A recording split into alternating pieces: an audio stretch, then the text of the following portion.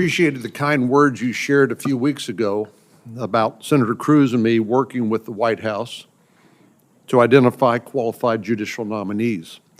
Thanks to our Federal Judicial Evaluation Committee, or FJEC as we call it, we helped identify and confirm incredibly qualified nominees, including Judge Irma Ramirez, who's the first Latino woman on the Fifth Circuit Court of Appeals, and Judge Kazin for the Southern District of Texas just last week. Both were confirmed on an overwhelmingly bipartisan basis, and I think that speaks to the quality of jurists we have in Texas and the thorough process that we use to identify and vet nominees. Next week, we'll have a hearing on two more Texas nominees for the Western District of Texas, Judge Leon Scheidlauer and Ernest Gonzalez. Both are impressive nominees as well. There are a number of nominees on today's markup who are evidence of the cooperation and collaboration between the White House and red state senators. I commend Senators Young and Braun from Indiana, and Senators Rubio and Rick Scott from Florida, and Senators Graham and Tim Scott from South Carolina for their collaboration. I intend to support some of these nominees, including Judge Lund for the Northern District of Indiana and Judge Austin for the District of South Carolina, given their impressive qualifications and record of excellence. There have been some news stories about whether the chairman would continue to recognize the blue slip for district court nominees, and it seems to me that given the track record of cooperation last Congress and this Congress by red state senators, there would be no basis to change the current policy. I know collaboration is hard, and some of the radical factions on the left want to blow up every institutional norm, including the filibuster. But as you know, it's an important institution and prerogative to have the home state senators weigh in on judicial nominees, and I actually think we come up with a better product. The fact that Senator Cruz and I have been able to work so effectively with the Biden administration on judicial nominees is proof that cooperation is not just possible, it's also deeply important. So I commend the fact that you've recognized the blue slip in today's markup as a testament to cooperation from my colleagues on the Republican side of the aisle. There are many other nominees on today's markup, and unfortunately not all are fit to serve on the bench. One of them, Judge Kasubhai, is particularly troubling. It became clear that he has an agenda and will not give litigants, particularly those who are seeking to vindicate their faith, religion, or conscience objection, a fair shake. Indeed, he requires people in his courtroom to announce their preferred pronouns. We live in a diverse country where some people find that sort of question to be appropriate and others do not, and that's fine. But we can't have a federal judge who will effectively mandate this sort of proclamation or chill anyone who may have a religious or conscience objection to doing something like that should they appear before the bench. Imagine what it would look like if a judge told the parties before him or her to announce before the entire court whether they identify as Christian, Jewish, atheist, Muslim, or some other religion. Would we tolerate that?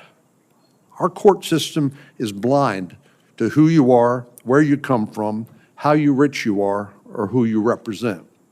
Everyone gets a fair shake under our system, no matter what.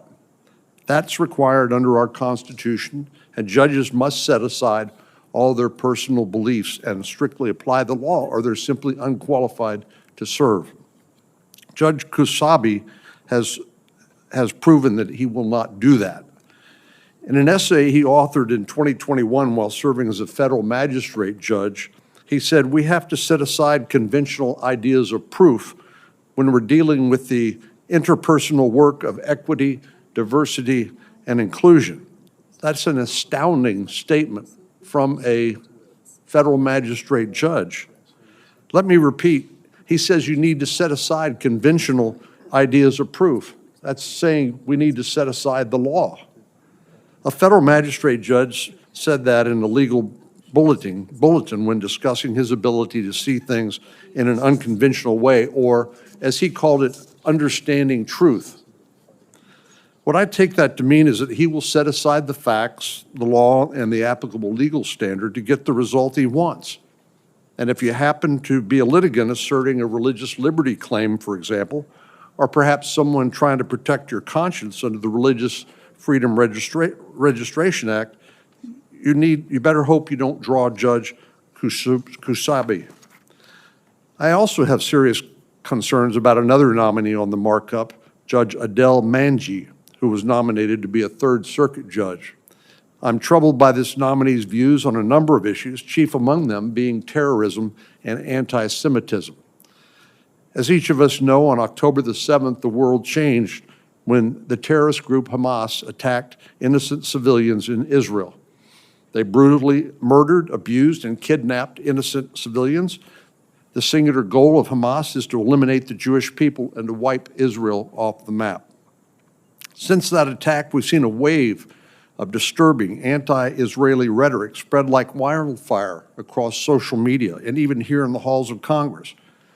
Last weekend, we saw the last chapter in Blaming the Victim, where thousands of protesters gathered here in Washington to demand a ceasefire in Gaza. They accused Israel of being an apartheid government and outrageously claimed that the United States, through its support of Israel, was supporting genocide. I was struck by a column that I saw in this morning's Wall Street Journal. The caption is, "My one-year-old cousin is a Hamas hostage." What kind of person takes a one-year-old child hostage? Well, I think we know the answer to that. But of course, all this claiming that somehow Hamas is the victim and not the aggressor or oppressor here is exactly backwards. It's divorced from reality, and I think we have a responsibility, because we know better, to call out and correct the lies that are spreading across the country. From 2019 to 2023, Mr. Manangi was on an advisory board and donor of an extreme anti-Israel, anti-Semitic organization called the Center for Security, Race, and Rights at Rutgers Law School. The center, through sponsorship, events, and publications, regularly promotes explicit anti-Semitism and whitewashes terrorism, including the attacks that occurred in our country on 9/11. Even Representative Josh Gottheimer, a New Jersey Democrat, condemned the center by name for an event it held to downplay the significance of 9/11. He said, "It's unconscionable that a day meant to reflect on the deadliest attack on United States soil was used to provide a platform for those affiliated with Palestinian Islamic Jihad." In 2021, the organization published a resource guide on Palestine, which provided links to a multitude of anti-Israel and anti-Semitic hate groups and publications, including Jewish Voices for Peace. The following year, it hosted an event where one of the speakers said, "There's a deep identification among many conservative white American Christians with Israel, and it partly comes from the fact that Israel, like the United States, is a settler colonial state." During this entire period of time, Mr. Manangi was advising and donating to the center. During his confirmation process, he was given many opportunities to renounce these views, explain his donations, and distance himself from statements calling Israel a settler colonial state. Senators Cruz, Hawley, and Kennedy repeatedly asked him to clarify his views, affiliation, and financial support for anti-Semitic organizations. His answers were extremely troubling. They were evasive, and they were divorced from reality. He denied even knowing what was going on. Do we really believe he had no knowledge of the deeply hateful and anti-Semitic nature of the institution that he advised, donated to, and worked for a number of years? Well, a number of organizations aren't buying it. Here's a letter from the Coalition for Jewish Voices. They write, "Mr. Manangi's alliance with the center raises genuine concerns about his judgment and his commitment to American principles. Those concerns have nothing to do with his religious background or faith." Here's another letter from the Zionist Organization of America, Americans Against Anti-Semitism, Stop Anti-Semitism, and Students Supporting Israel. The letter makes the prescient point that this nominees association and financial support for such an anti-Semitic organization disqualifies him outright. They write, "If a nominee for a top judicial post asserted that he was merely a Ku Klux Klan advisory member, and merely advised the Ku Klux Klan's academic research, his nomination would be flatly rejected. Manangi, likewise, should not be confirmed. The final nominee I want to discuss is Nicole Berner, who was nominated to be a Fourth Circuit judge. There are many reasons to oppose this nomination, but her open hostility to religious liberty and Christians is extremely troubling. In a media interview she did not disclose to the committee, Berner criticized the planned Catholic community of Ave Maria in Florida and argued that they were not allowed to choose pharmacies for the community that did not dispense birth control. She also signed on to an amicus brief in the Masterpiece Cake Shop case, advocating forcing a baker to make custom cakes for same-sex weddings that he did not approve of, which would have caused him to violate his conscience and religion. And then she signed into an amicus brief in Carson versus Macon, arguing to uphold a Maine law which excluded religious schools from participating in a tuition assistance program. This animus toward religion, houses of worship, and people of faith causes me deep concern and tells me that she's unlikely to give similarly situated litigants a fair shake in her courtroom if confirmed. I'll finish where I started.